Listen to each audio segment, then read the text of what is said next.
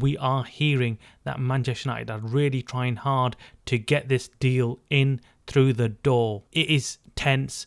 It's going to get crazy. Let's wait and see what happens with the Højlund situation. Good morning, United fans across the globe. I hope you're having a good day. We've got so much to talk about. There's so much going on that my head is ready to burst with information. I mean, there's so much football news that it's really hard to keep up with it, and Manchester United news is coming thick and fast. There's so much going on, not just in the transfer window, but generally in the world of football. Let's kick off today's show by taking a look at what happened last night in Manchester United's second pre-season game in the USA. United fielded a youth team with the exception of Johnny Evans against Wrexham, a League 2 team from England. You might be thinking, how the hell did Wrexham, a League 2 team, set up a fixture with Manchester United? Well, some of you might know that Wrexham is co-owned by Deadpool actor Ryan Reynolds. So Wrexham's owners have big plans for this small League 2 team that got promoted last season, hopefully one day reaching the Premier League. Wrexham won against Manchester United by 3-1. It was a decent game from the United youngsters, but they got one player sent off, which swayed the game towards Wrexham even further. Yes, you heard it right, Manchester United got a player sent off in a friendly match, so it was not a good challenge, I must admit. The United senior team was not even at the game. All the senior players had been sent directly to Texas, where United will be playing Real Madrid tomorrow. And we at Man United Stream are looking forward to that game. However, as I keep saying, for me personally, pre-season is about getting players up to some kind of fitness level so that they can start the Premier League at the right level. It's about new players understanding the system the manager wants to play, and new players just getting used to their teammates. Talking of new players, let's move on to the transfer news latest. Right now we are in middle of the summer transfer window and there is a crazy amount of activity, movement and rumours about players leaving and joining clubs. And of course, transfer news concerning Manchester United always makes the headlines across the world. In yesterday's show we discussed the whole Harry Kane issue. If you didn't hear the news, Harry Kane is supposedly going to be sold by Spurs this transfer window. So essentially it's similar to the Mbappe situation, only that in Mbappe's situation he knows that he wants to join Real Madrid, and in Harry Kane's case he's got no club in mind that he wants to join. I put the question out there in yesterday's show to all United fans whether we should sign Harry Kane. And if United had a choice to make between Harry Kane or Højlund, who should they take? Well, the response was massive from all the fans, and mostly all of them sided with Højlund, which was shocking. The potential, the hunger, the longevity of Højlund being the key factors in most fans' eyes. I totally get it. If we sign Kane, Kane will probably be at Manchester United a maximum of 2 to 3 seasons. And there are reasonable question marks over what Kane will offer United and for how long. On the other hand, you've got Højlund, a striker that has got great potential and has got the attributes to be one of the very best strikers in the world. But the difference is with Højlund, you could get at least 5 to 7 years out of him, his very best years. Manchester United have always signed players young and bet on them becoming the very best. It's only in recent times where Manchester United under the Glazers have started buying superstar players hoping that they would become United greats or fully understand the United way of playing, giving their all for United. But what I've found is that these type of players in the latter part of their careers do not fully commit to United or give it their all. Maybe it's to do with the managers, I'm not sure. You could argue that Casemiro actually last season had a really good season. It illustrates that some players near the end of their careers could actually come to United and give it their all. Don't get me wrong, even in the past United have signed players at the end of their careers who come to United and totally smash it. I mean, one player that comes to mind is Robin van Persie. But I think we should limit that kind of player to 1 or 2, and the rest of our team should be made up of youthful players going on to superstar status. So coming back to Harry Kane, I, like many other fans, am torn. I want him, but I also want Højlund. It's not one or the other for me. It's about both. It's about all. And talking about all, let's talk about the news on the Amrabat deal. Like we discussed in yesterday's show, we have had some reports that Amrabat is on his way to United and the deal is very, very close, with United just agreeing a final fee with Fiorentina. The fee is not huge for Amrabat and United are confident that they will get their man. And as we reported some weeks ago, the personal terms between Amrabat and Manchester United have all been agreed, and currently the clubs are in negotiations about the fee for the player, and that is the only thing outstanding.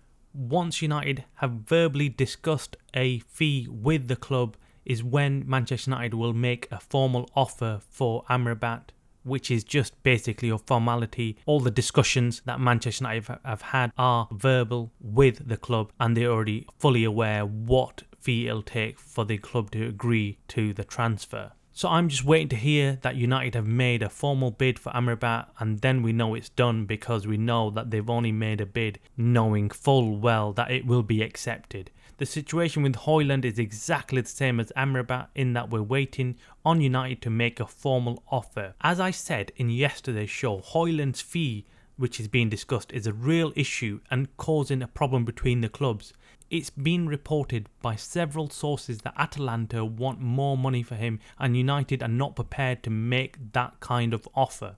Let's hope for all of us that the clubs can agree a fee between them. The worst case scenario in this is that PSG swoop in and make a ridiculous offer for him and take him to PSG, although the player has said that he wants United and not PSG to his agents. But we are hearing breaking news that Paris Saint-Germain have offered Rasmus Højlund a higher wage than Manchester United, according to transfer expert Gianluca Di Marzio.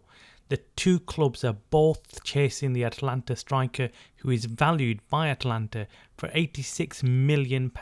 So this is really heating up, and Manchester United are really worried about this situation, and they are making moves and they are trying to get this sorted out as quick as possible. We are hearing that Manchester United are really trying hard to get this deal in through the door. It is tense. It's going to get crazy. Let's wait and see what happens with the Højlund situation.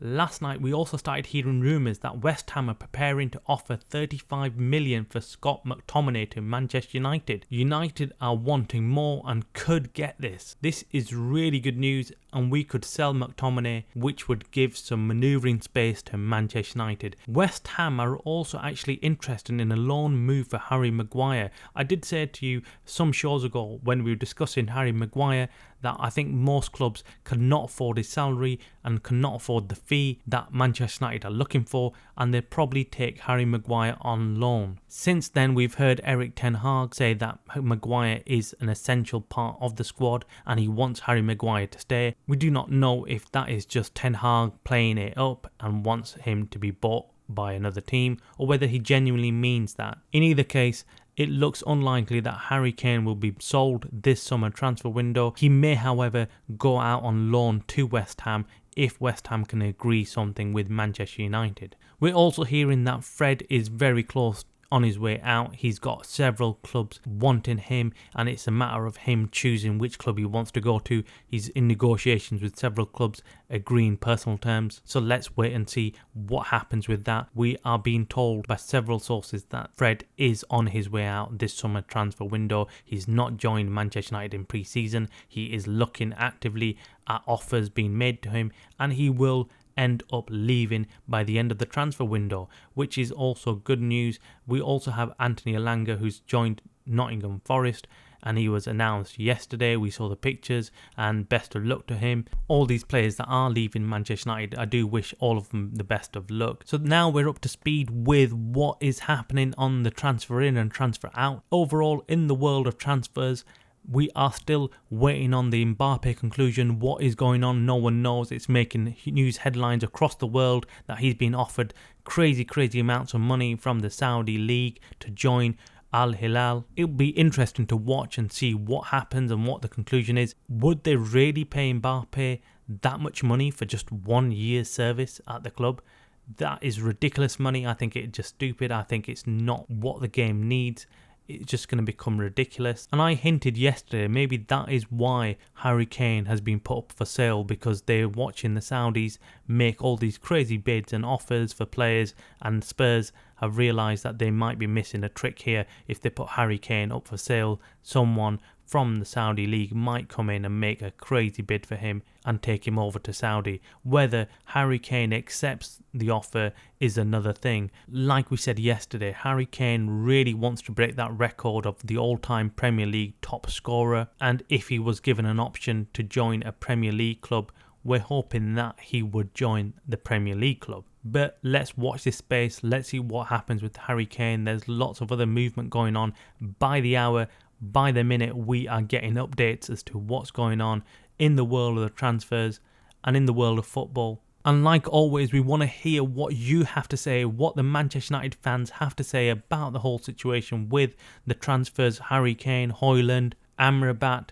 What do you think? What's your take on the whole transfer window? Is there a player that we're missing? Are we missing someone else? Are we not focusing on someone else who could come in at Manchester United and do a job for us? Do you think we should avoid the whole Harry Kane saga just so we don't get embroiled in it all and get distracted from what our key targets are this summer? Hit that like button and subscribe so you don't miss a beat on all the breaking Manchester United news. You're watching Man United Stream, a channel by the fans for the fans. Goodbye.